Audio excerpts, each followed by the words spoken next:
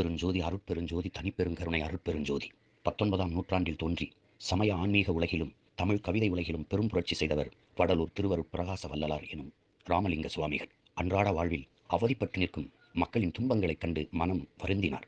வாடிய பயிரை கண்டபோதெல்லாம் வாடினார். சமுதாயத்தில் மலிந்து போயிருந்த கண்மூடி பழக்கங்கள் மண்மூடி போக வேண்டும் என்று கடுமையாகச் சாடினார். நலிதரு சிறு தெய்வங்களுக்கு முன் வாயில்லாத சீவராசிகளாம் ஆடு கோழி முதலியன பலியிடப்படுவதைக் கண்டு உளம் கொதித்தார். வறுமையால் வாடும் மக்களின் பசி பிணியினை தீர்ப்பதற்கு வழிகாண வேண்டும் என்று கருதினார். பசி என்று வந்த ஏழை எளியவருக்கு புசி என்று கூறி அன்னமிட்டார். சாதி சண்டையிலும் கோத்திர குப்பையிலும் சமய சளக்கிலும் ஆழ்ந்து கிடந்த மக்களை கரையற்றிட சத்திய சன்மார்க்க சங்கம் கண்டார். நாடெல்லாம் வாழ கேடொன்றுமில்லை என்று கண்ட அவர் சமரச சன்மார்க்கம் எனும் கொள்கையினை வலியுறுத்தினார். இவ்வுலகிலேயே வாழ வேண்டிய நெறியில் வகையுடன் வாழ்ந்தால் மரணமில்லா பெருவாழ்வு கிட்டும் என உறுதியாக அவர் நம்பினார். உயிர் இரக்கம் என்பதே அவரின் உயிர் கொள்கையாக இருந்தது. பெருமகனார் வள்ளலார் பெருந்தகையை போற்றுவோம். நாம் தமிழ்.